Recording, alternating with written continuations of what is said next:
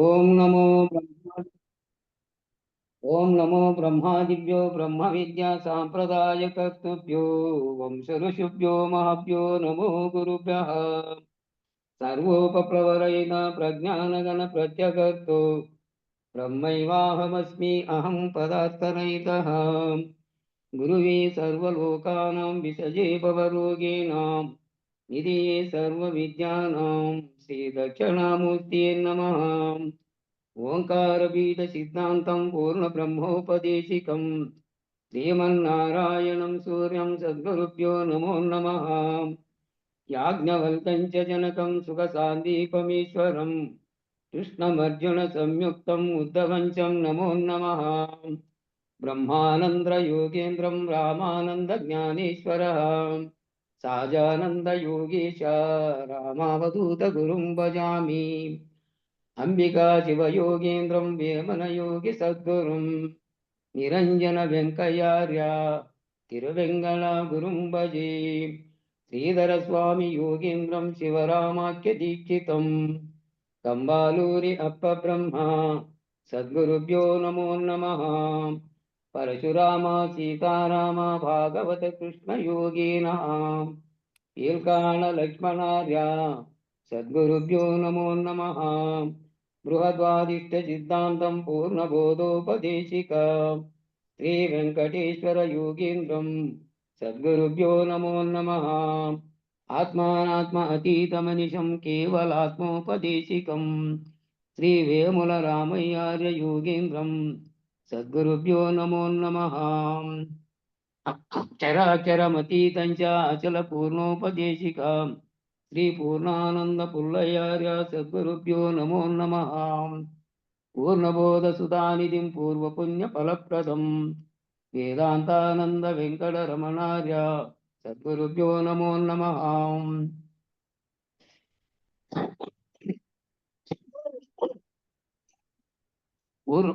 పూర్ణానంద పుల్లయార్య పుత్రరత్న మహాగురుం కృష్ణానంద విభం దేవం కృష్ణమూర్తి నమో నమః.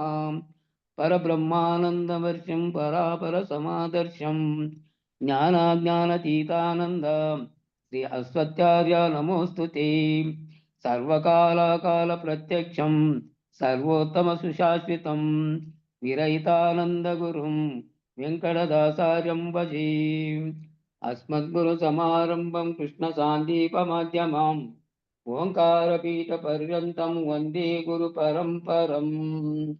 జై సద్గురు ప్రభు మహారాజ్ కు జై. జై గురుదేవ్.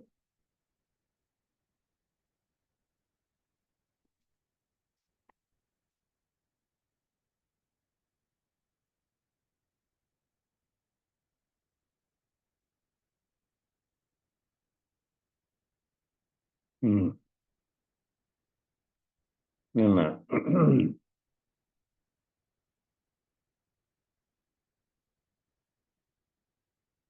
ఏది కూడా అన్ని భయంలో కూడా అన్ని భయాలు అనేటివన్నీ కూడా మనిషికి ఏర్పడినటువంటి భయాలన్నీ కూడా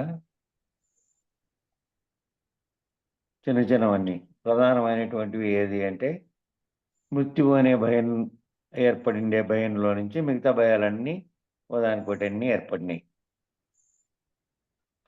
ప్రధానమైనటువంటి భయం అది. కాబట్టి వేదాంత తత్వ విచారణలో ముందు నువ్వేం తెలుసుకోగలుగుతావో అది తెలుసుకుంటే వేదాంత విచారణలో ఆ తర్వాత భయరహితమైనటువంటి స్థితికి నువ్వు చేరుకుంటావు. భయరహితమైనటువంటి స్థితికి చేరుకుంటావు. ఇంక భయం లేదు, ఆ స్థితికి చేరుకుంటారు. కాబట్టి అప్పుడు ఎవరో ఒకరు చంపుతారనేవాడు కానీ చచ్చేవాడు కానీ ఉండడు అనేటువంటిది గీతలో శ్లోకం చెప్పింటే ఆ శ్లోకాన్ని ఇక్కడ ఉదాహరిస్తున్నారు.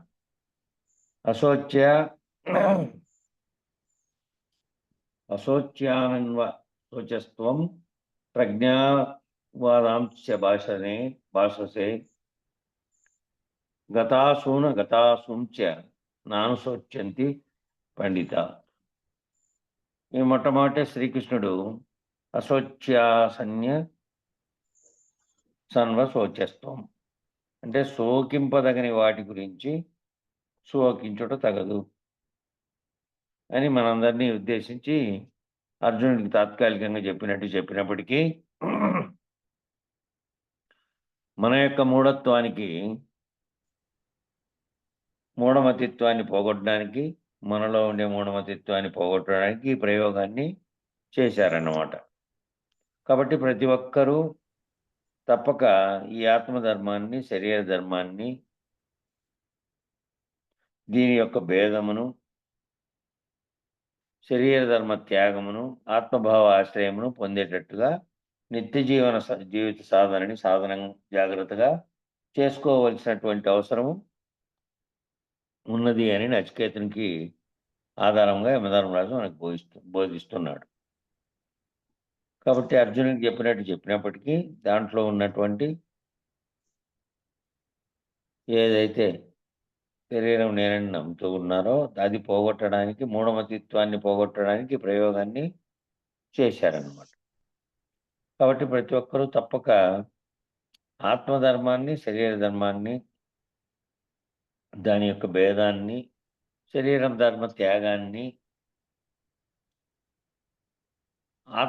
ఆశ్రయమును పొందేటట్టుగా.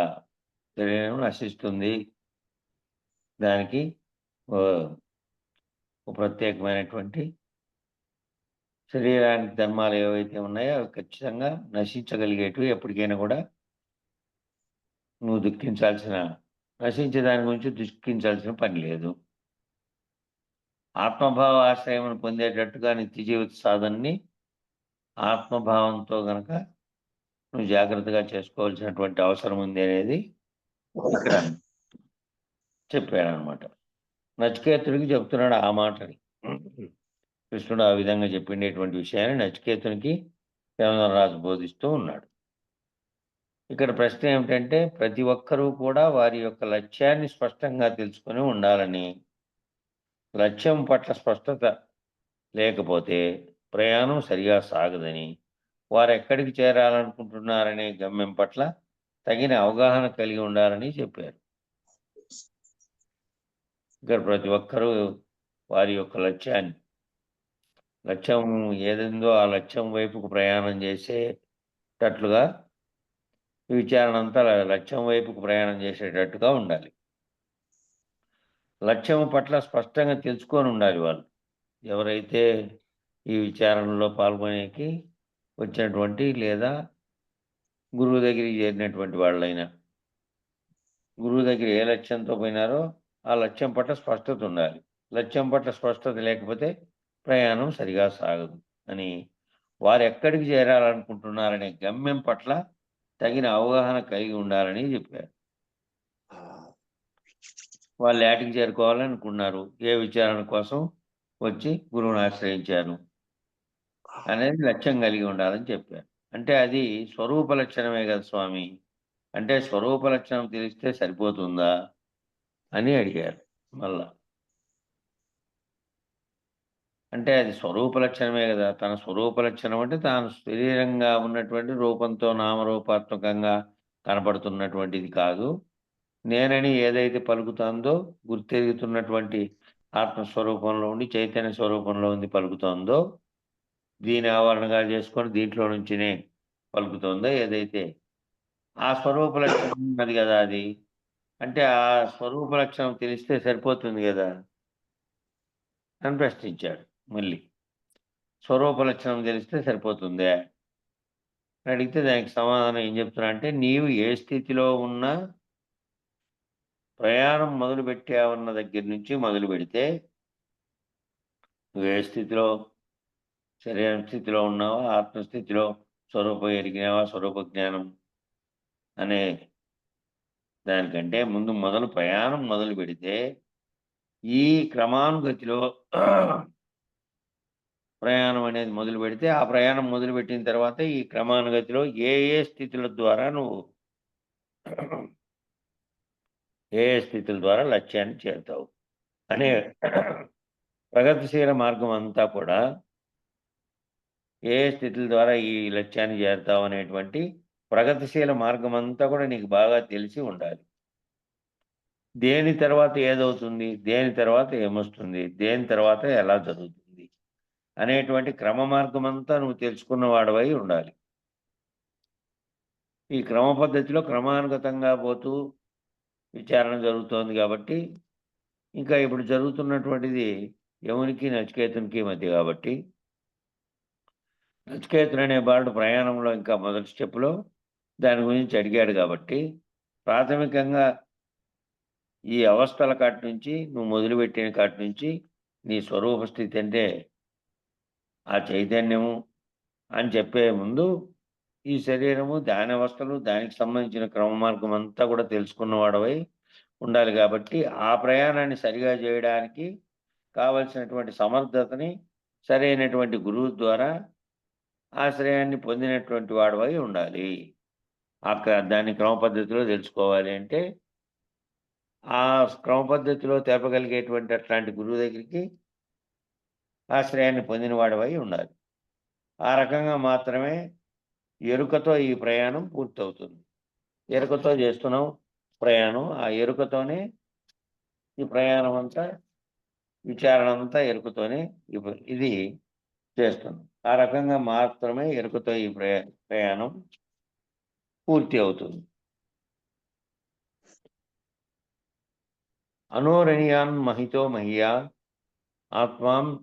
ఆత్మాంస్య జంతోర్నిహితో గుహాయాం తమక్రతుః పశ్యతి వీతశోకో ధాతు ప్రసాదాన్మహి మహిమానమాత్మః ఆత్మనః మహిమానం ఆత్మనః. తాత్పర్యం ఏమిటంటే, అల్ప పరిణామం గల శ్యామాదికం కంటే మిక్కిలి సూక్ష్మమైనది, గొప్ప పరిమాణం గల పృథివాదికం కంటే మిక్కిలి మహత్తరమైనది అగు ఆత్మ అబ్రహ్మాది స్తంభ పర్యంతమైనటువంటి ప్రాణిజాతం యొక్క బుద్ధి గుహయందు నిహితమై ఉన్నది. అట్టి ఆత్మను దృష్ట్యా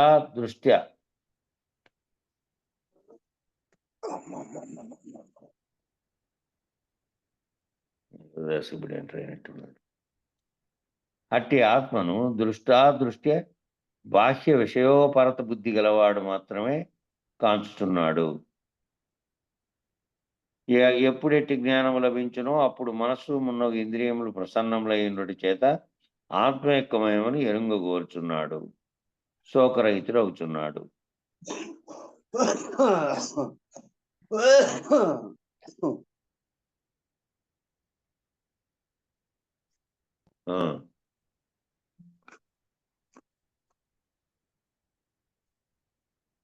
వెంకటదాసు పోస్ట్ పెట్టాను చూడు, కదా.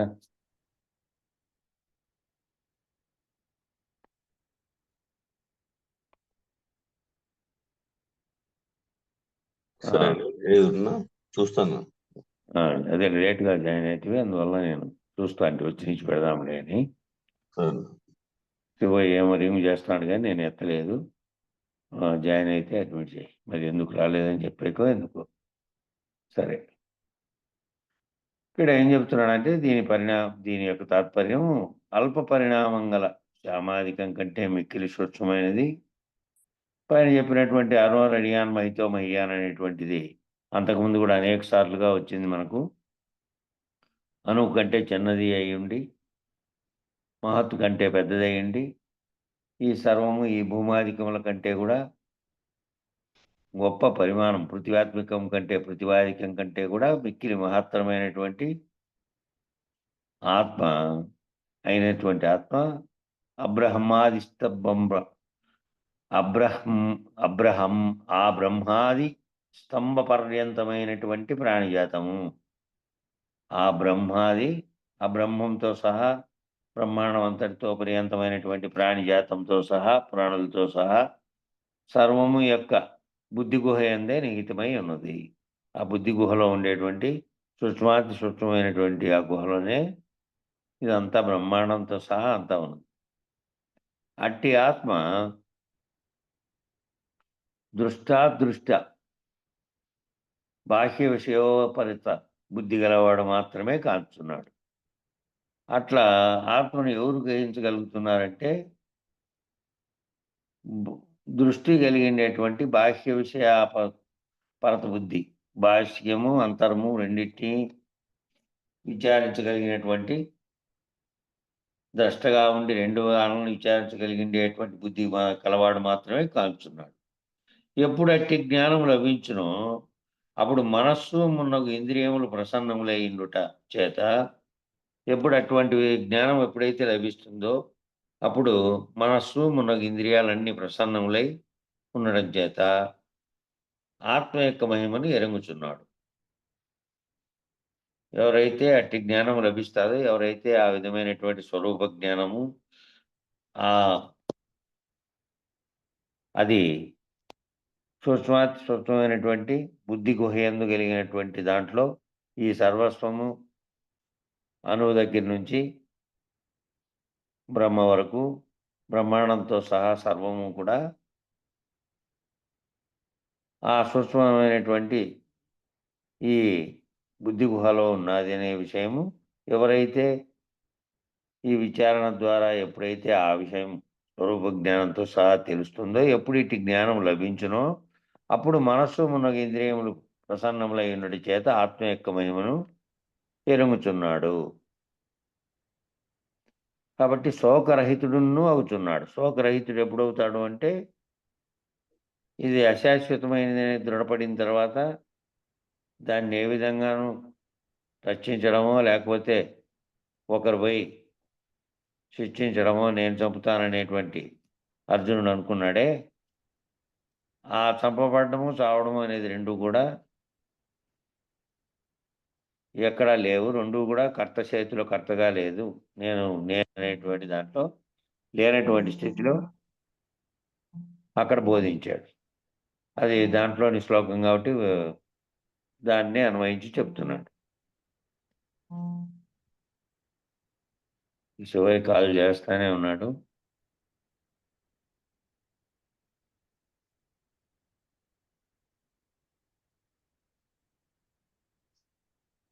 కాబట్టి దాని మీద వ్యాఖ్య ఏమిటంటే, పరమాత్మ మిక్కిలి సూక్ష్మ పరిమాణం గల శ్యామాధికం కంటే మిక్కిలి సూక్ష్మమైనది, మహత్తు పరిణామం గల ఆకాశాధికం కంటే మిక్కిలి మహత్తరమైనది, సర్వవ్యాపకముడి చేత పిపీలికాది బ్రహ్మ పర్యంతము వ్యాపించి ఉన్నది. అందుచేత అణువు కంటే అణువుగాను, మహత్తు కంటే మహత్తుగాను ఉన్నది. పరమాత్మ గురించి అంటే ఈ సర్వమును సమిష్టిగా ఉన్నటువంటి బ్రహ్మాండం అంతటినీ కూడా, ఆ బ్రహ్మాండం అంతా కూడాను బాహ్యంగా కనపడుతున్నటువంటి ఈ పంచభూతాత్మకంగా కనపడుతున్నటువంటి దాని అంతటికీ కూడాను ఆత్మగా ఉన్నటువంటి చైతన్య స్వరూపంగా ఉన్నటువంటిది ఏది అంటే, అవన్నీ కూడా నడవడానికి కారణమైనది పరమాత్మ అని చెప్పబడింది. పరమునకు ఆత్మ, పరమాత్మ, జీవుని ఆత్మేమో జీవాత్మ అని చెప్పబడింది. అయితే ఆ పరమాత్మ మిక్కిలి సూక్ష్మ పరిణామమైనటువంటి శ్యామాధికము కంటేను మిక్కిలి సూక్ష్మమైనదంటే శ్యామాధికము అనే పదం వాడాడు. దాంట్లో చూడాలి ఒకసారి నీకంటే. మామూలుగా అయితే మనకు ఆ శ్లోకం ప్రకారం అయితే అణువు కంటే చిన్నది అనేటువంటి అర్థమైనటువంటి మిక్కిలి స్వచ్ఛమైనది, మహత్తు పరిమాణం గల ఆకాశాధికము కంటే మిక్కిలి మాత్రమైనది. మహత్ అనే పరిణామం కలిగినటువంటి ఆకాశాధికము అంటే పంచభూతాత్మకులతో సహా అన్ని దానికంటే అన్నిటికీ అవకాశం ఇచ్చిన ఆకాశం కంటే కూడా మిక్కిలి మహత్తరమైంది. సర్వవ్యాపకమగుడి చేత పిపీలికాది బ్రహ్మ పర్యంతం వ్యాపించి ఉన్నది. సర్వవ్యాపకంగా ఉంది కాబట్టి పిపీలికాది బ్రహ్మ పర్యంతం కాదాకా కింద ఉన్నటువంటి సేమ్ కాటి నుంచి సర్వత్రా వ్యాపించి ఉన్నది. ఏదే పరమాత్మ అనేటువంటిది అది అంతటా వ్యాపించి ఉన్నది. అందులో మళ్ళీ అనేకంగా విడగొట్టబడినటువంటి జీవాత్మలుగా ఉన్నవన్నీ ఇవి ప్రాణులుగా ఇతరత్రా ఉండేటువంటి అన్నీ. కాబట్టి మొత్తం ఆ వ్యాపించి ఉన్నటువంటి స్థితిలో అందుచేత అణువు కంటే అణువుగాను ఉంది, మహత్తు కంటే మహత్తుగాను ఉంది, రెండిటిగాను ఉంది. మరియు ప్రాణుల బుద్ధి గుహయందు ఈ ప్రాణులు అనేటువంటి ఏవైనా సరే ఆ ప్రాణుల యొక్క బుద్ధి గుహయందు లేక హృదయాకాశమునందు ఈ ఆత్మ ఉన్నది. ఈ ప్రాణులుగా ఉండేటువంటివన్నీ కూడా మానవులతో పాటు ఇతరత్రా ఉన్నటువంటి చెమకాటి నుండి బ్రహ్మ వరకు చెప్పినటువంటి అన్ని ప్రాణుల్లో ఉండేటువంటి బుద్ధి గుహయందు హృదయాకాశమునందు ఈ ఆత్మ ఉన్నది. అట్టి ఆత్మను తన హృదయాకాశమున సాక్షాత్కారం చేసుకొనుటకు ఆ క్రతువు అనగా నిష్కామ కర్మలను ఆచరించేవాడు కాంచుచున్నాడు. మరి దాని గురించి తెలుసుకోవాలంటే ఆ క్రమాను ప్రకారం అట్టి ఆత్మను తన హృదయాకాశంలో ఆవిష్కరింపజేసుకొని సాక్షాత్కారం చేసుకోవాలి అంటే ఆ క్రతువు అంటే ఇదంతా ఎవరు ఒక యజ్ఞంలాగా ఎవరైతే మొదలుపెట్టారో అనగా నిష్కామ కర్మలను ఆచరించేవాడు. కామ్యక కర్మలను ఆచరించేవాడు ఏ విధంగా ఉంటాడంటే తన యొక్క కోరికలను అనుసంధానం చేసుకొని వాటి కోసమే ఆచరిస్తూ ఉంటాడు ఏవైనా కానీ. నిష్కామకంగా ఆచరించేవాడు తన కోసము అని కాకుండా ఈ చేసేటువంటి కర్మల్ని తన యొక్క కర్తవ్య నిర్వహణలో భాగంగా చేసుకుంటూ ఇదంతా కూడాను సమిష్టికర్త అయినటువంటి పరమాత్మ యొక్క ప్రకాశించే సర్వము జరగబడి సృష్టిలో ఏ విధంగా చర్యలు జరుగుతున్నాయో కర్మలు ఆ విధంగా నేను చేస్తూ ఉన్నాను అనే భావన లేకుండా నిష్కామ కర్మలను ఆచరించేవాడు వాడు గనక ఆ భావనతో చేస్తే ఆ భావనతో ఆలోచిస్తే వాడు కాంచుతున్నాడు. హృదయాకాశంలో ఉండేటువంటి ఆత్మతత్వాన్ని అట్లాంటి వాడు కాంచుతున్నాడు. ఎందుచేతనగా వేద విహిత కర్మలను ఫలాపేక్షలేక ఆచరించే వారి చిత్తము నిర్మలమగును. కాబట్టి వేద విహితంతో కూడినటువంటి ఈ కర్మలన్నీ కూడా ఆ కర్మలు ఏవైనా కానీ దాంట్లో చెప్పబడినటువంటి రీతిలో ఫలాపేక్ష లేకుండా ఆచరించేవాడు ఫలాపేక్ష లేకుండా ఆచరించేవానికేమో చిత్తం నిర్మలమవుతుంది. చిత్తంలో ప్రత్యేకంగా ఈ తనది నేను చేస్తున్నానంటేటువంటిది ఒకటి, కామ్యక కర్మలతో కూడినటువంటి ఫలితాన్ని ఆశించిన దాంతో సంతోషము దుఃఖమనే సర్వద్వందములు కూడుకొని ఉంటాయి కాబట్టి ఆ చిత్తంలో అటువంటి ఫలాపేక్ష ఏది లేకుండా ఏది నేను చేస్తున్నాననే భావంతో లేదంటే దానివల్ల ఫలితం రావాలనే భావంతో చేయలేదు కాబట్టి అట్లా ఆచరించే వాని చిత్తం నిర్మలమగును.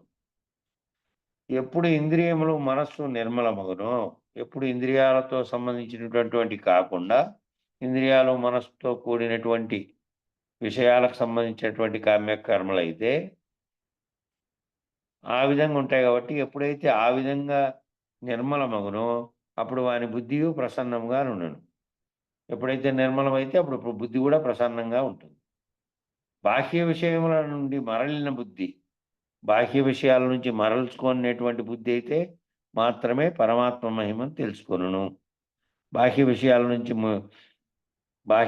నుండి మరలినటువంటి బుద్ధి అయితే, బాహ్య విషయాలంటే ప్రపంచంగా కనపడుతున్నటువంటి దాంట్లో నీకు నిత్యము నీకేవైతే కనపడుతున్నాయో సమస్యలు ఉన్నాయో లేదా ఇతరత్ర నీ మనసు భావన చెంది చేస్తున్నటువంటి సర్వ పనులు ఆ విషయాలు లేదా ఇంద్రియాలతో కూడినటువంటి బాహ్య విషయాలు, దాంట్లో నుంచి మరలినటువంటి బుద్ధి మాత్రమే పరమాత్మ మహిమను తెలుసుకున్నాను.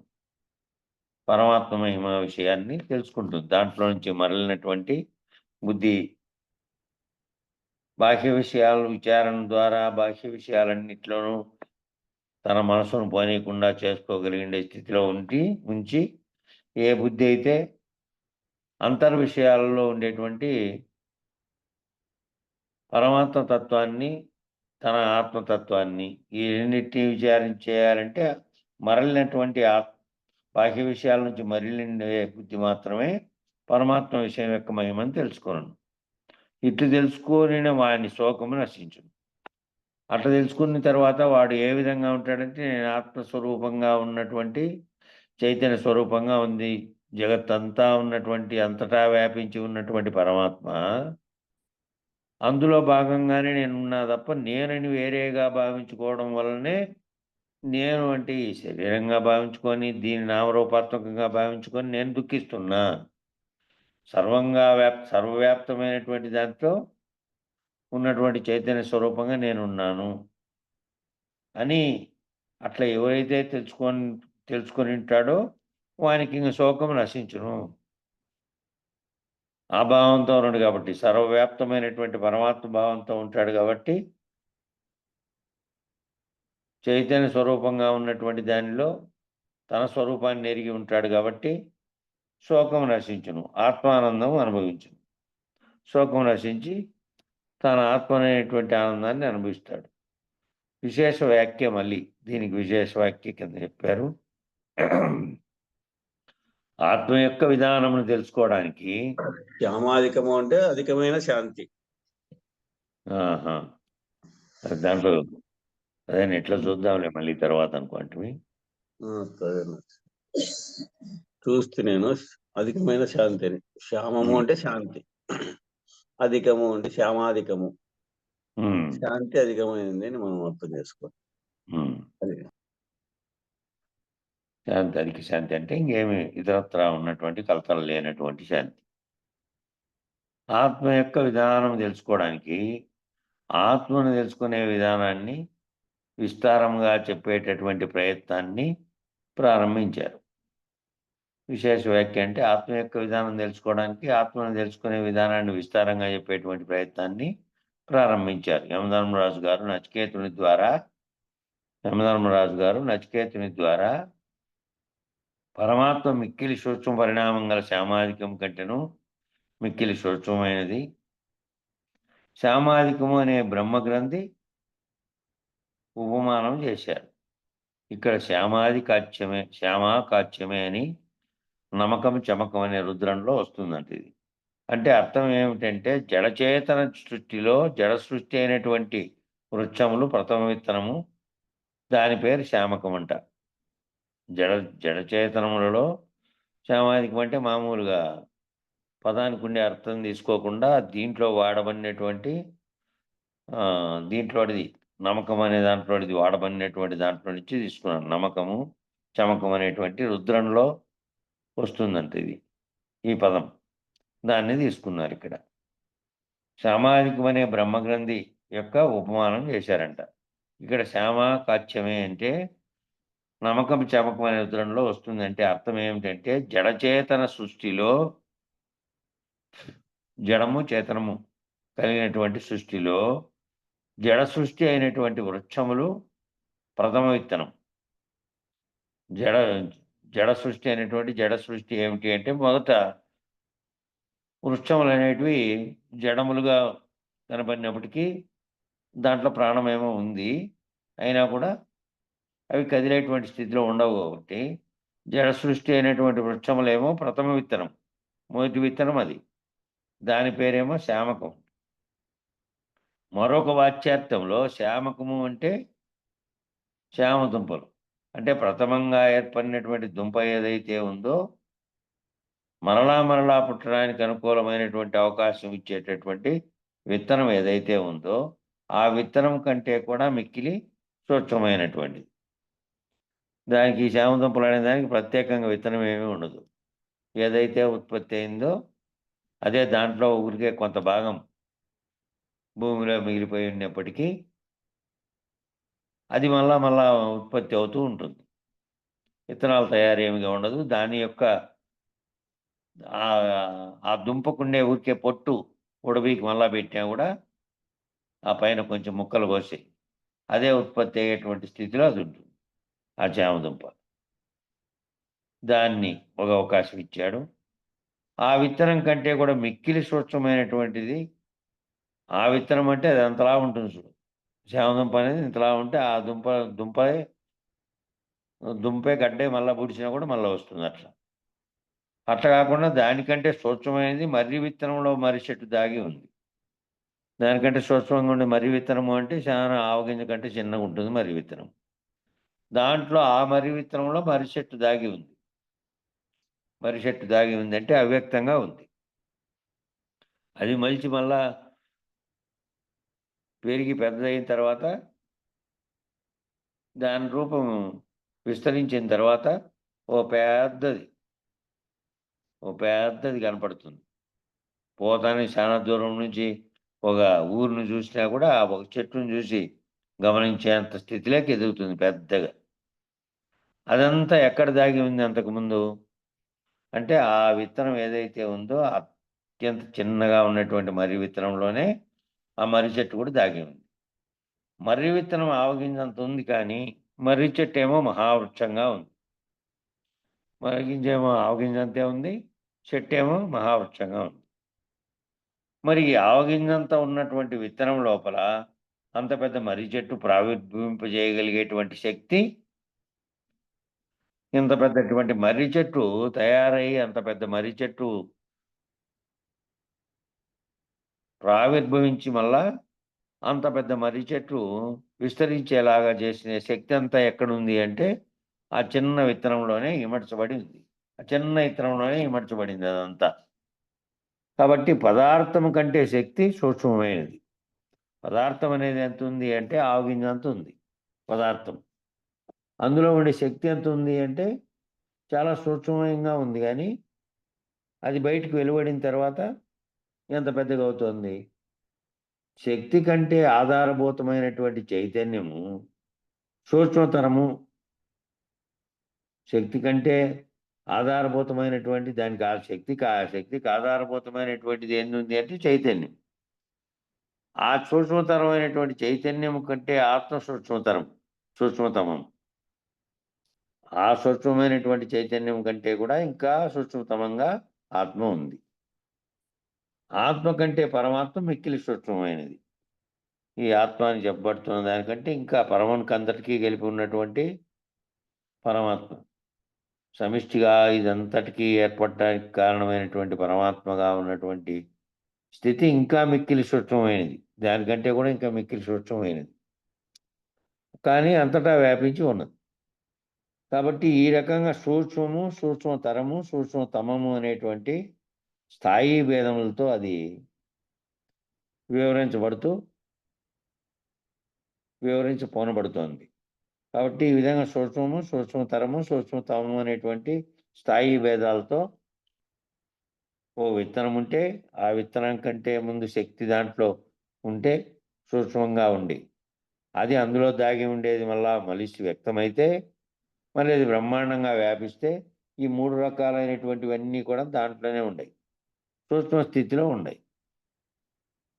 చాలా అనువుగా ఉన్నటువంటి ఓ చిన్న గింజగా ఉంది, కనపడే ఆకారంలో ఉన్నప్పటికీ మళ్ళీ దాంట్లోనే ఇంత బ్రహ్మాండాన్ని ఏ విధంగా వ్యక్తం కాకుండా ఉన్నప్పుడేమో దాంట్లో అణిగి ఉంది. అది వ్యక్తమై మళ్ళీ అంతా విస్తరించిన తర్వాత అంత పెద్ద రూపం దాంట్లోనే ఉంది, ఆ చిన్న దాంట్లోనే ఇమర్చబడి ఉంది. అంటే అది యొక్క శక్తి యొక్క ప్రభావం అంతా మళ్ళా మలిచిన తర్వాత అది విస్తరించిన తర్వాత అందులో ఉండేటువంటి శక్తి బయటికి కనపడింది. అంతకుముందేమో ఆ యావగింజ చేతిలోకి వేసుకున్నాం అనుకో, దీంట్లో ఆ మర్రి చెట్టు అంత శక్తి ఉంది అనేది అది వ్యక్తమయ్యేదాకా తెలదు. అప్పుడేమో ఊరికి చేతిలో వేసుకొని మోసామనుకో బరువును, మళ్ళీ మర్రి చెట్టు ఏనిచ్చి చేతిలో వేసుకొనో లేకపోతే ఈ విధంగానో చేసేకి అనేది ఉండదు. అంత మహా వృక్షము, మహాబరువు, మహా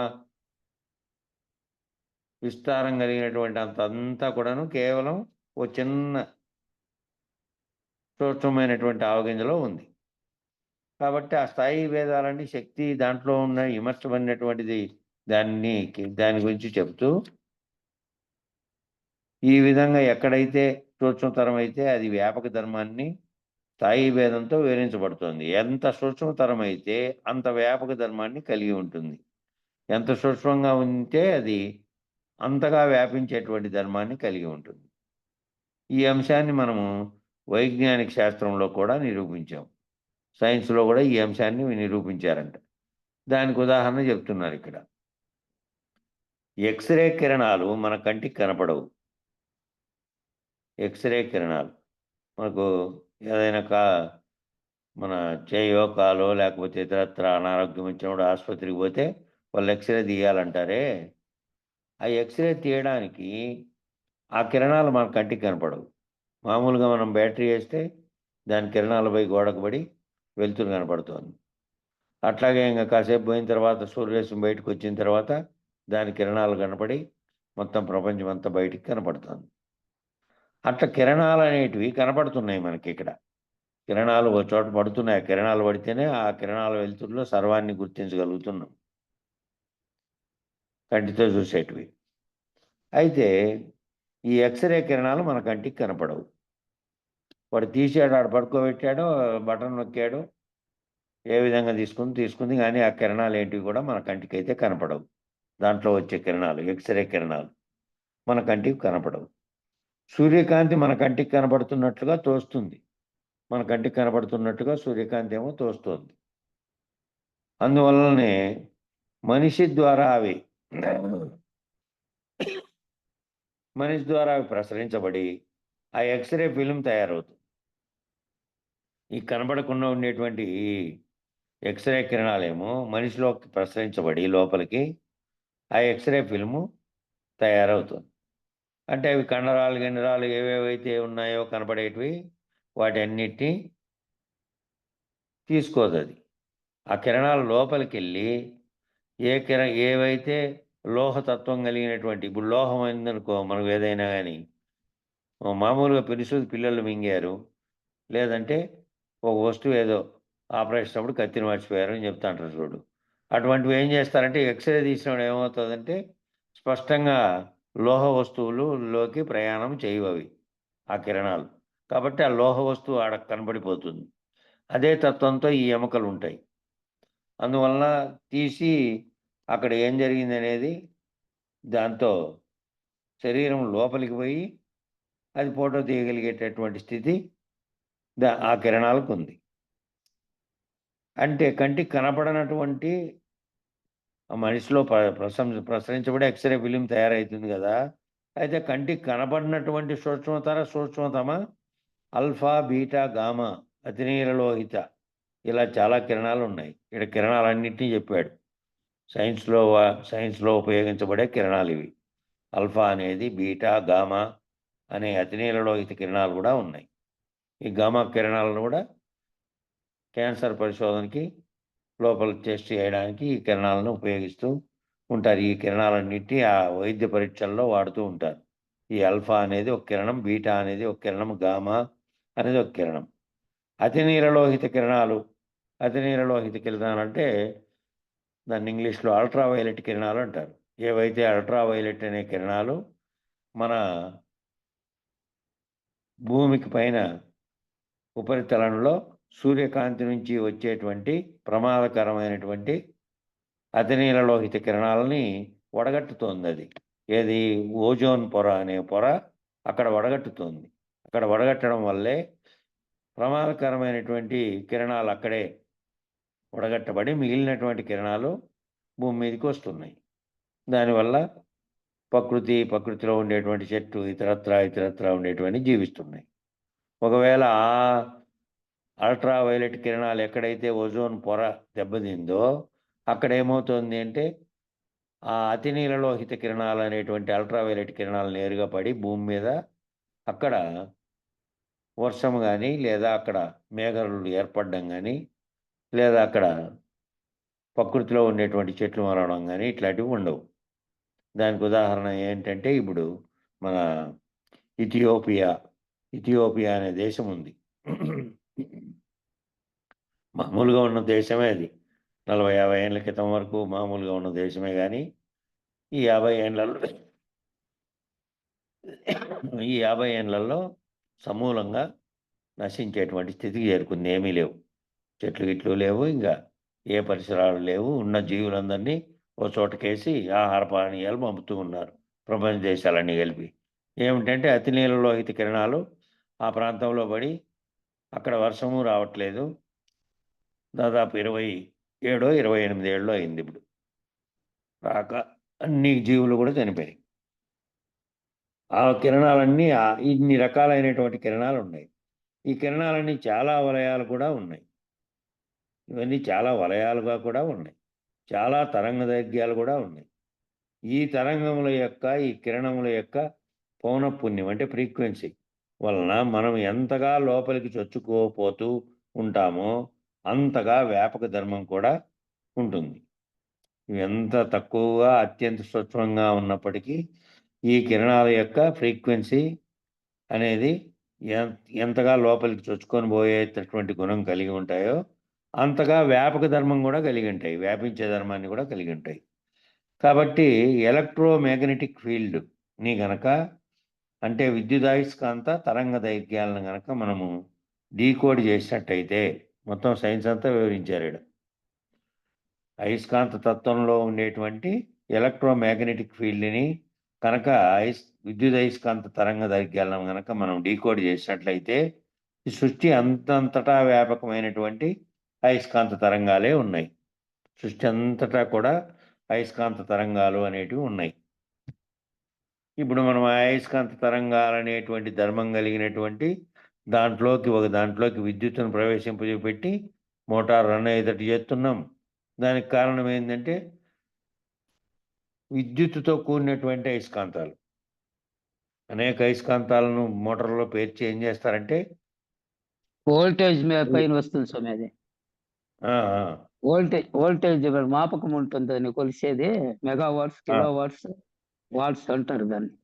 అట్లనే మన శరీరంలో కూడా ఈ కాంతిది ఇప్పుడు బ్రెయిన్ కి ఎఫెక్ట్ పడి చెందేది. అవును, దానికి కూడా అంటారు బ్రెయిన్ ఎలక్ట్రానిక్స్ అంటారు దాన్ని. అవును, అది వారి శక్తి సామర్థ్యం బట్టి, వారి విశాలతను బట్టి ప్రవర్తిస్తుంది అని స్టేజింగ్స్ ప్రవర్తిస్తుంది. విద్యుత్ అయస్కాంతం యొక్క తరంగాలన్నీ కూడా సర్వవ్యాప్తంగా ఉన్నాయి. సర్వవ్యాప్తం కంటికి కనిపించట్లేదు, కానీ భూమి తిరుగుతోంది, వేలాడుతూ ఉంది. ఈ విశాలమైనటువంటి గగనంలో భూమి ఉన్నది కూడా ఈ గగనం అనేటువంటి ఈ శూన్యంగా ఉన్నటువంటి ఆకాశతత్వంతో ఉన్నటువంటి కనపడకుండా ఉండే ఖాళీ ప్రదేశంలోనే ఇది కూడా ఉంది. ఇలాంటివి ఇది ఇంకా పోల్చుకుంటే చాలా చిన్నది. దీనికంటే పైకి పోయినామంటే ఇంకన్నీ దీనికంటే పెద్దగా ఉండేటువంటి గ్రహాలే దూరం నుంచి మనకి సూక్ష్మంగా కనపడుతున్నాయి. ఇంకా నక్షత్రాల దాకా వెళ్ళారంటే భూమికి 10 రెట్లు, 5 రెట్లు, 7 రెట్లు, 15 రెట్లు ఉండేటివి ఉన్నాయి పైన. విశ్వాంతరాళంలో ఇంకా దూరంగా పోతే, సూర్య కుటుంబం దాటిపోతే. కాబట్టి ఒక సత్యాన్ని ఏం తెలుసుకోవాలి అంటే ఎంతగా స్థూలమైతే అంతగా పరిమితించబడి పోతున్నావు, ఎంతగా సూక్ష్మతరం అయితే అంతగా వ్యాపకత్వాన్ని కలిగి ఉంటావు. స్థూలంగా ఉండేటివేమో పరిమితించబడి ఉంటాయి, స్థూలంగా ఉండే దానిల కంటే స్థూలంగా ఉండేటివేమో ఆకార రూపంలో ఉండి పరిమితంగా ఉంటాయి. అది విశాలంగా ఎంతన్నా పెద్దగా ఉండి దాని యొక్క పరిధి ఎంతగా పెద్దగా అయినా సరే దాంట్లో ఉండేటువంటి అది పరిమితించబడి ఉంది. ఎంత సూక్ష్మమైతే ఆ సూక్ష్మతమంగా ఉండే చైతన్య స్థితి ఏమో చాలా బలంగా ఉండి అంతటా వ్యాపకత్వాన్ని కలిగి ఉంటుంది. ఈ అయస్కాంతత్వంగా చెప్పబడినటువంటివన్నీ సర్వప్రపంచం అంతటా ఉన్నందువల్లే బ్రహ్మాండం అంతా చెల్లిస్తోంది. ఆ శక్తి అది కనపడుతోందా? దాంట్లో ఉండేటువంటి తత్వం అంటే కనపడదు. ఆ కనపడకుండానే అంతటినీ చెల్లింపజేస్తున్నటువంటి దాంట్లో ఉంది. కాబట్టి స్థూలంగా కనపడే వాటిలో కంటే ఈ సూక్ష్మంగా ఉన్నటువంటి దాంట్లో, ఆ సూక్ష్మంగా ఉండే దాంట్లోనే మొత్తం అంతా కూడా వ్యాపకత్వం అంతా దాంట్లోనే ఉంది, అపరిమితంగా ఉంది. స్థూలంగా కనపడే దాంట్లో ఏమో పరిమితంగా ఉంది. కాబట్టి మనం ఉదాహరణగా వీటిని తీసుకొని గడ్డగట్టిస్తే దాని పరిణామం తక్కువైపోతుంది. అదే నీటిని ఒక పాత్రలో పోసామనుకోండి, నీటిని ఓ పాత్రలో పోసావు, ఓ బింది నీళ్ళు ఎత్తుకొని పోయి వెడల్పు ఉండే పాత్రలో పోసావు, వెడల్పుగా ఉండే పాత్రలో. అంతవరకు ఆ బింది ఆకారాన్ని బట్టి ముడుచుకొని ఉన్నాయి అవి, బిందిలాగా ఇట్లా ఉండేటువంటివి. పోయి వెడల్పుగా ఉండే ఓ టబ్బులోనో ఏమిట్లోనో పోసావు. పోస్తానే వ్యాపక ధర్మాన్ని కలిగి ఉంటుంది కాబట్టి అంతటా విస్తరించాయి ఆ నీళ్లు. అదే నీటిని వేడి చేసి వాటర్ వేపర్, నీటి ఆవిరిగా మార్చామనుకోండి, ఆ సూక్ష్మతరం అయిపోయినటువంటివి ఆవిరిగా మారిస్తే ఆ ఆవిరి ఎక్కడ పైన కనబడదు. ఇక్కడ నీళ్ళు పాత్రలోటి అయిపోతాయి, ఆవిరి రూపంలో అంతటా వ్యాపించి గాలిలో కలిసి లేకుండా కూడా అయిపోతాయి. అంతా కూడా వ్యాపించి ఉంటుంది ఆ ఆవిరి. కాబట్టి ఆ స్థితిభేదం చేత అది మార్పు చెందుతూ ఉంది. అంతవరకు స్థూలంగా కనపడినటువంటి బిందులో నీళ్ళే ఓ చోట వస్తే వ్యాపకమైనవి, దాన్ని కరగబెడితే మంట పెడితే ఆవిరైపోయినాయి. కాబట్టి స్థితిభేదం చేత ఘన ద్రవ వాయు స్థితుల వలనే ఘనంగా ఉండేది, ద్రవంగా ఉండేది వాయు స్థితులు. 3 స్థితులు ఇక్కడ చెప్పారు చూడండి. ఒకటే దానికి ఘనంగా ఉండడము అంటే దాన్ని తీసుకుపోయి ఫ్రిడ్జ్‌లో డీప్ ఫ్రిడ్జ్‌లో పెట్టారనుకో ఏమవుతుంది? గడ్డగట్టిపోతుంది. గడ్డగట్టిపోయి దానికి ఆ శక్తి లేదు ఇంక విస్తరించే, అంటే కరిగితే తప్ప మళ్ళీ కరిగిపోతే తప్ప ఓ చోటుకి లేదు. గడ్డగట్టిన దాన్ని తీసుకొచ్చి నిలబెట్టారనుకో గోడ కానిచ్చి, అది కరిగిపోతేనే ఎక్కడైనా ప్రవహించాల్సిందే. లేదంటే గోడ కానుకొని రాయిలాగా ఉంది. ఓ చోట విస్తరించే గుణం అనేది పోయింది. గడ్డగట్టినటువంటి స్థితిలో ఉంది. మళ్ళా ద్రవ స్థితి వస్తానే అంతా విస్తరించేటువంటి స్థితి వచ్చేసింది. మళ్ళీ కాగబెట్టి ఆవిరిగా మార్చిన తర్వాత వాయు స్థితి వచ్చినందువల్ల కంటికే కనపడలే ఇంక. ఇంతకుముందు కంటికి కనపడినటువంటి గడ్డ స్థితిలో ఉన్నటువంటి ఐస్ గడ్డే నీళ్లుగా కరిగింది. వేడి వల్ల ఆవిరిగా మారింది. ఆవిరిగా మారి నుంచి అసలు కంటికే కనపడలే, ఉంది. లేకపోయిందంటే అంతటా వ్యాపించి ఉంది. ఈ తేమ ఎక్కడ పోయినప్ప ఈ బింది నీళ్ళలోడిది అంతే, ఈ ఆవిరంతా యాటికి పోయిందప్ప అంటే పోయింది, వ్యాపించింది. అంతటా ఉంది, కనపడకుండా ఉంది. కాబట్టి ఈ ఘన ద్రవ వాయు స్థితుల వలననే ఈ 3 రకాలైనటువంటి స్థితులు ఒక్క నీటికే చూపించారు. ఆ స్థితుల వలనే అణువుల మధ్యన ఉన్నటువంటి బయలు వలన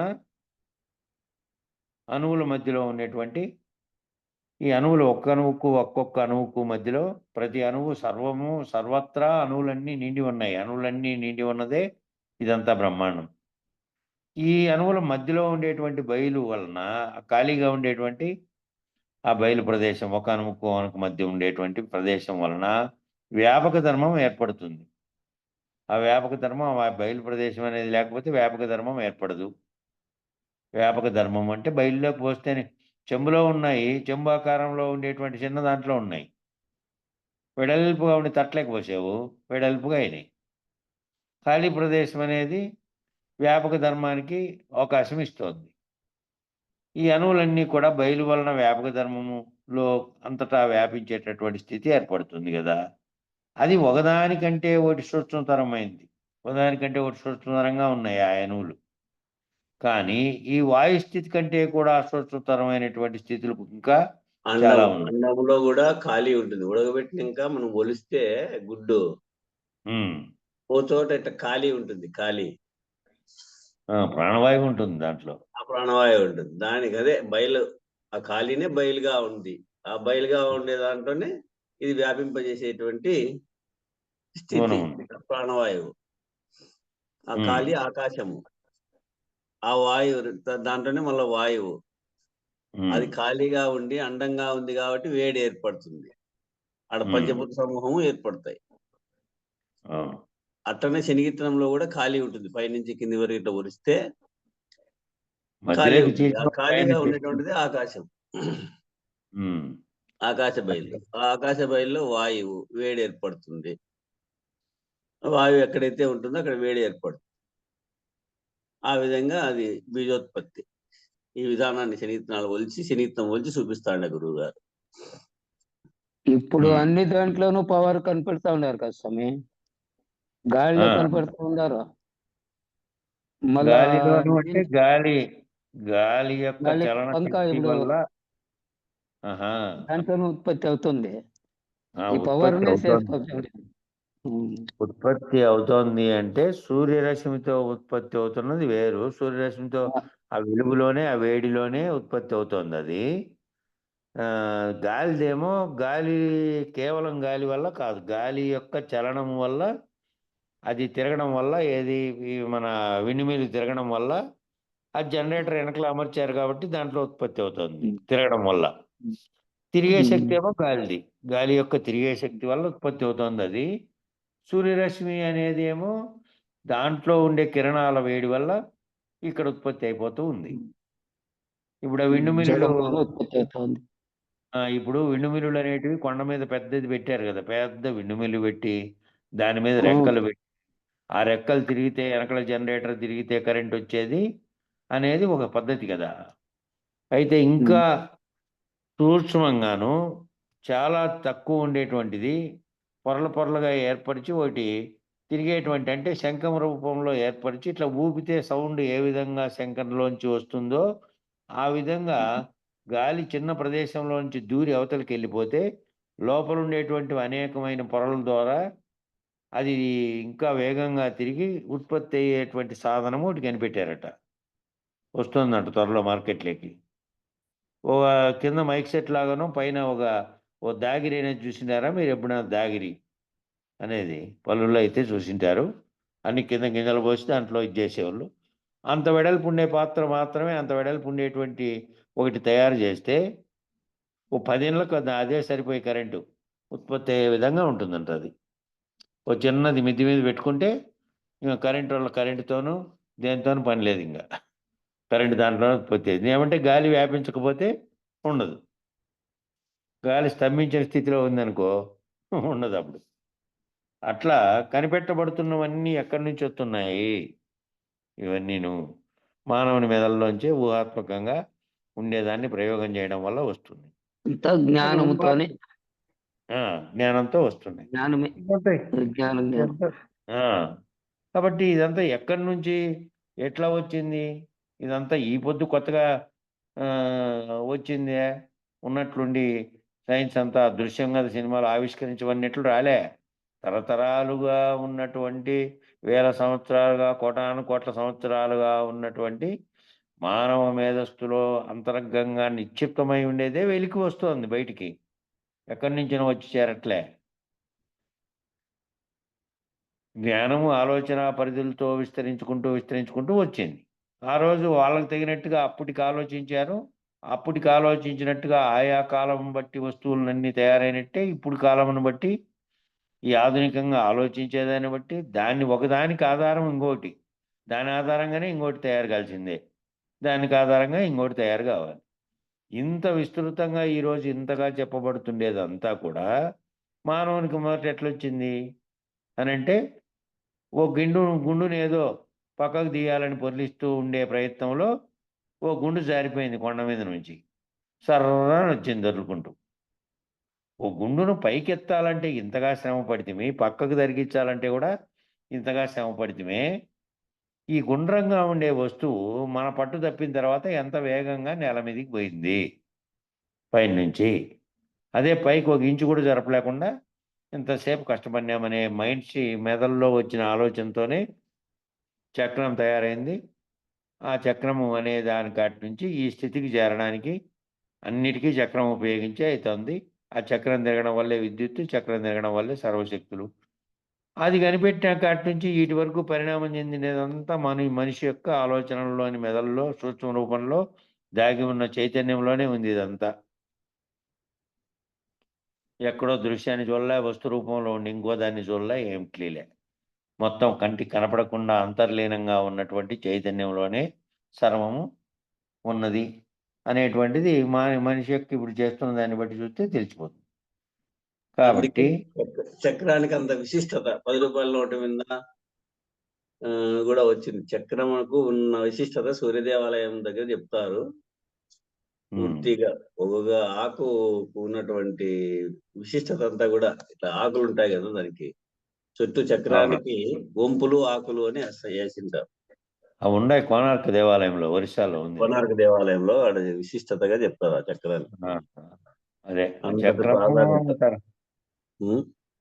ఆ చక్రం చెక్కిండేటువంటి ఆ పెద్ద గుండుందే రాయి ఒకటి గుండు చెక్కి పైన పెట్టారు కదా కోనార్క్ దేవాలయం మీద. నేనేమో కోనార్క్ దేవాలయం చూడలేదు కానీ దాంట్లో చదివిండేది మన బుక్లో పూర్వం జరిగింది కదా. అది ఎన్నో రోజులు దాని మీదకి ఎత్తలేక ఊరికే ఉన్నారట. ఎన్నో రోజులు దాని మీదకి ఎత్తలేక. అది ఎత్తితే అయిపోతుంది పని. అది ఎత్తితే ప్రతిష్ట అన్నీ చేసి గుడి ఓపెన్ చేయాలని ఉన్నారు. అది ఎత్తబల్లే 10 ఏళ్ళు పోయినా కూడా దానికి ఏ విధంగా చేర్చాలో ఈ విగ్రహాలన్నీ ఇరిగిపోకుండా ఎట్లా చేయాలో తెలబడక ఉంటే ఈ బాలశిల్పి అనే వ్యక్తి వచ్చి దాన్ని అంతటి తయారు చేసి ఎత్తాడు. ఎత్తితే ఆ ఎత్తినటువంటి ఆ గొప్పతనానికి ఆ రాజు ఏం చేశాడంటే ఆ బాలశిల్పిని సన్మానించి చేశాడు. ఈ మొత్తం నిర్మాణం అంతా చేసుకునే మహాశిల్పి ఏమైనాడంటే అతనికి అంతలో దాని లోపల అంతులేని ఇది ఏర్పడి క్రోధం కూడా ఏర్పడి ఎవడో వచ్చి నన్ను ఇంతగా నేను చేస్తే వాడొచ్చి పేరు కొట్టేసి చేశాడని ఆ గుళ్ళో పడుకొని ఉంటే వాని పోయి పొడిచాడు మహాశిల్పి పోయి. ఆ మహాశిల్పి ఆ పిల్లోడు ఎవరో కాదు, ఎక్కడో చిన్నప్పుడు వెళ్ళిపోయి దేశాటం వెళ్ళిపోయి ఇంట్లో నుంచి తప్పుకొని పోయి తాను గొప్పగా తయారు కావాలని తయారై నేర్చుకొని వచ్చినటువంటి తన కొడుకే ఆ బాలశిల్పి. వాడు గుర్తెరుగుతాడు కదా, వాడు చిన్నప్పుడు పోయిండేవాడు, ఈయన గుర్తెరిగినలే వాడు నేనేనని చెప్పాడు మళ్ళా. అట్లా దాంట్లో ఆ గుడి ప్రారంభంలోనే హత్య జరిగింది శిల్పి చేత ఆ కోనార్క్ దేవాలయంలో. అట్లా ఇవన్నీ కూడాను ఈ చైతన్యం అంతా కూడాను చైతన్యం అనేటువంటి మనిషిలో ఉండేటువంటి దీంట్లో ఉండేటువంటిది ఈ ఎంత సూక్ష్మతరం అయితే అంతగా వ్యాపకత్వాన్ని కలిగి ఉంటుంది. ఇక్కడ నీళ్లు అనేటువంటి 3 రకాలైనటువంటి చర్యలు చెప్పారు. అణువుల మధ్యలో ఉన్న బయలు వ్యాపక ధర్మం వల్ల ఏర్పడుతుంది, ఒకదానికంటే ఒకటి సూక్ష్మతరమైంది. కానీ ఈ వాయుస్థితి కూడా సూక్ష్మతరమైనటువంటి స్థితులు, ఇంకా వాయుస్థితి కంటే కూడా ఇంకా సూక్ష్మతరమైనటువంటి స్థితులు కూడా ఉన్నాయి. వాటి వలననే పరమాత్మ సర్వవ్యాపకమైనటువంటి విశ్వం కంటే ముందు ఉన్నటువంటి బయలుస్థితి యందు ఉన్నాడు. ఈ వ్యాపకంగా ఉన్నటువంటి ఇప్పుడు వ్యాపకం చెంది వ్యాప్తమైనటువంటి పరమాత్మ సూక్ష్మ స్థితిలో సృష్టి ఏర్పడక ముందు, విశ్వం కంటే ముందు, విశ్వం కూడా ఏర్పడక ముందు ఏ స్థితిలో ఉన్నాడు అంటే బయలు స్థితి యందు ఉన్నాడు. పరమాత్మే బయలు స్థితి యందు ఉన్నాడు. ఈ సత్యాన్ని మనము గుర్తించాలి. ఈ వ్యాపకమైనటువంటి స్థితిలో ఉన్నటువంటి ఈ అణువులుగా ఏర్పడి విశ్వమంతా ఏర్పడిన తర్వాత మళ్ళీ దాంట్లో ఏర్పడినటువంటి అనేకమైనటువంటి అణువులుగాను మళ్ళీ బ్రహ్మాండం అంతా ఏర్పడిండేటువంటి దాంతా కూడా ఏర్పడక ముందు అంతటా ఏముంది?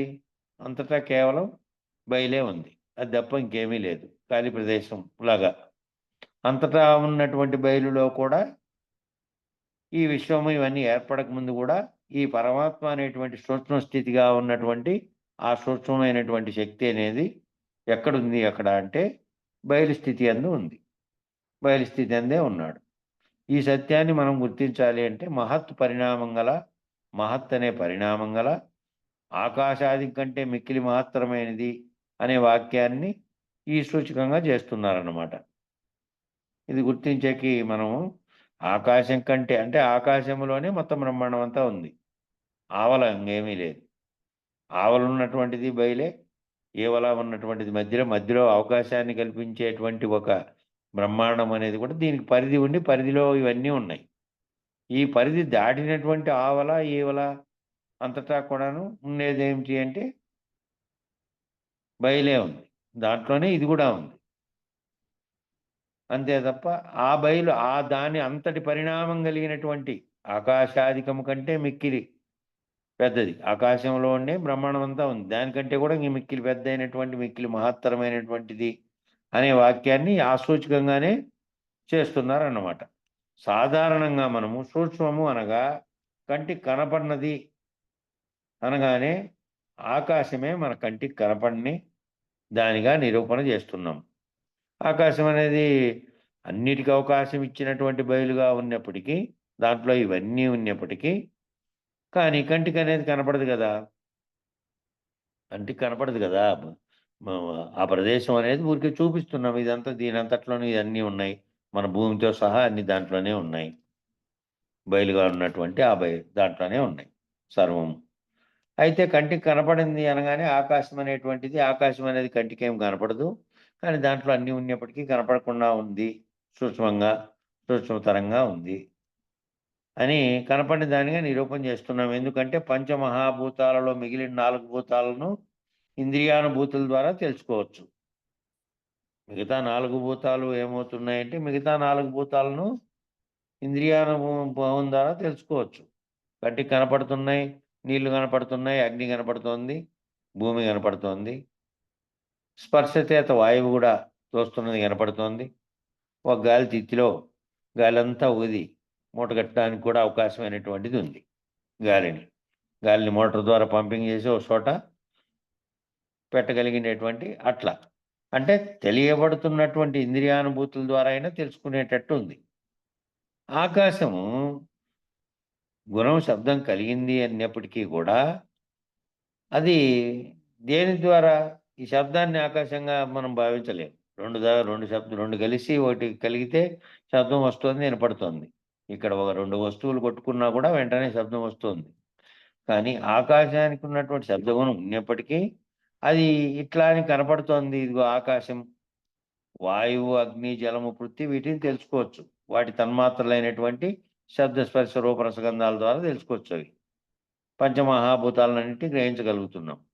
కానీ కంటికి కనపడిన ఆకాశాన్నేమో సూక్ష్మంగా ఉన్నటువంటి స్థితిలో ఏదైతే సూక్ష్మము అంటానే కంటికి కనపడిన ఆకాశాన్ని చెప్తున్నాం. అది కంటికేం అంతటా వ్యాపించి ఉన్నా కంటికేం కనపడదు. కానీ ఎంతగా వ్యాపకమవుతున్నదయా అంటే ఎంతగా వ్యాపకమవుతుంది అది అంటే ఇట్లా ఏకకణ జీవి అమీబలాగా నందున్నటువంటి ఒక అణువులో ఉన్నటువంటి ఒక ఎలక్ట్రాను, ఒక ప్రోటాను, ఒక న్యూట్రాన్ అనేటివి ఇవి కూడా బిందువులే. ఏకకణ జీవి అనేటువంటి ఏకకణ జీవులు ఉన్నాయి. కంటికి కనిపించినటువంటి బ్యాక్టీరియా రూపంలో మనం మైక్రోస్కోప్లో పెడితే కదా కనపడినటువంటి అత్యంత సూక్ష్మమైనటువంటివి ఉన్నాయి. అవన్నీ కూడా బిందువులుగా ఉండేటువంటి ఆ బిందువుల రూపంలో దాంట్లో కూడా ఒక ఎలక్ట్రాన్, ప్రోటాన్, న్యూట్రాన్ అనేటివన్నీ ఉన్నాయి.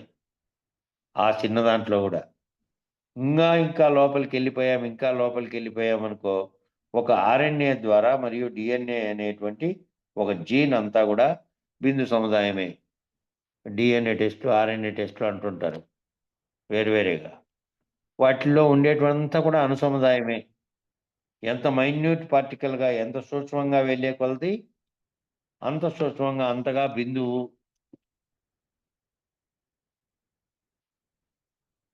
బిందువు ఛేదించబడుతూ ఛిద్రమవుతూ చిన్నమవుతూ భిన్నమవుతూ అని ఉండాల్సింది. ఛిద్రమవుతూ అన్నీ కూడా భిన్నమవుతూనే ఒకటే బిందువు మధ్యస్థానంలోకి వెళ్ళిపోతున్నాం.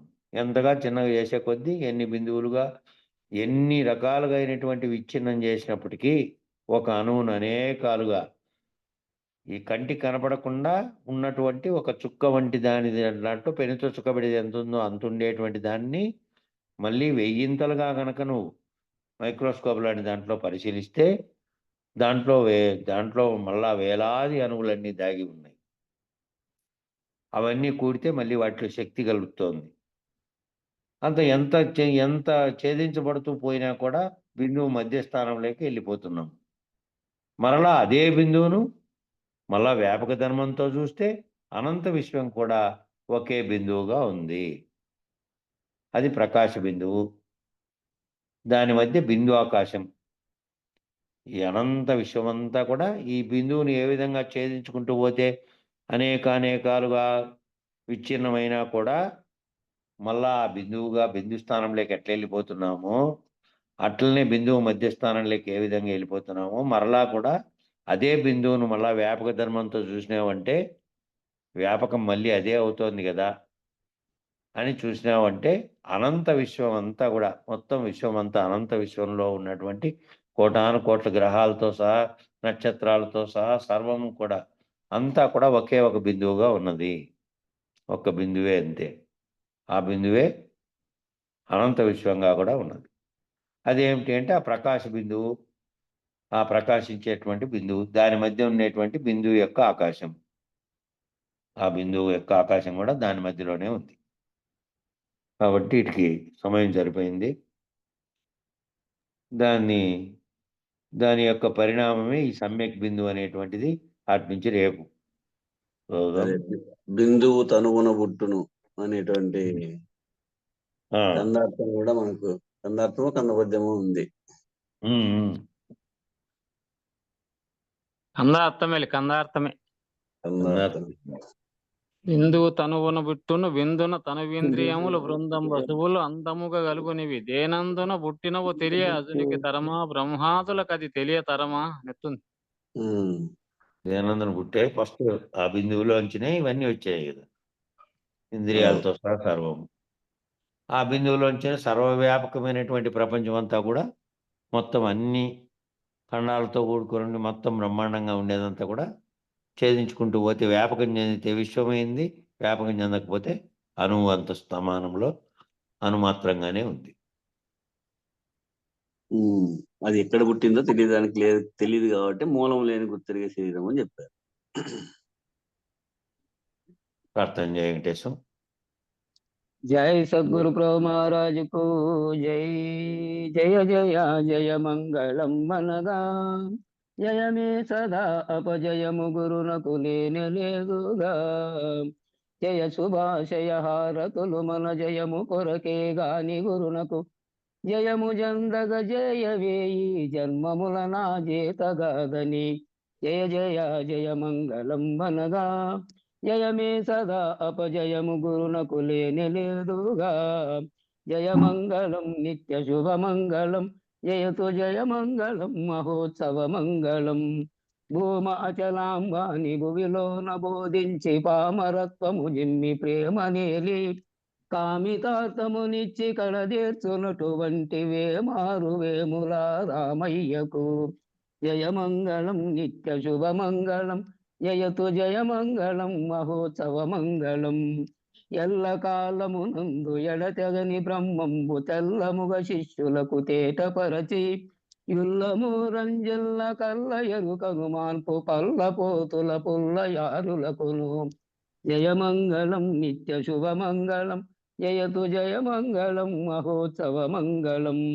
వేద వేదాతీత వేద్యమౌ గురుబోధ, వేమారు శిష్యుల కిరిగించియు, వేదనలు బాపిత మోదంబు చేకూర్చు వేదాంత వెంకటరమణయ్యకు. జయ మంగళం నిత్య శుభ మంగళం, జయతు జయ మంగళం మహోత్సవ మంగళం. నీకు మూలముగాక నాకు మూలము లేక, లోకలోకములన్నీ ఏకముగను, ప్రాకటంబైనట్టి పరిపూర్ణ బ్రహ్మమును జోకతో తెల్పు గురు పీఠమునకు. జయ మంగళం నిత్య శుభ మంగళం, జయతు జయ మంగళం మహోత్సవ మంగళం. మంగళం గురుదేవాయ మహనీయ గుణాత్మనే, సర్వలోక శరణ్యాయ సాధు రూపాయ మంగళం. జై సద్గురు ప్రభు మహారాజ్ కు జై. జై పూర్ణానంద పుల్లయారు సద్గురు ప్రభు మహారాజ్ కు జై. జై వేదాంతానంద వెంకట రమణారు సద్గురు ప్రభు మహారాజ్ కు జై. జై విష్ణానంద కృష్ణమూర్త్యారు సద్గురు ప్రభు మహారాజ్ కు జై. జై జ్ఞానాజ్ఞానతీతానంద అశ్వత్యారు సద్గురు ప్రభు మహారాజ్ కు జై. జై విరహితానంద వెంకటదాసారు సద్గురు ప్రభు మహారాజ్ కు జై. ఇందుగల గురుభక్త మండలీకు జై. సర్వే జనా సుఖినో భవంతు. సర్వం సద్గురు చరణారవిందార్పణమస్తు. ఓం శాంతి శాంతి శాంతి. జై సద్గురుదేవ.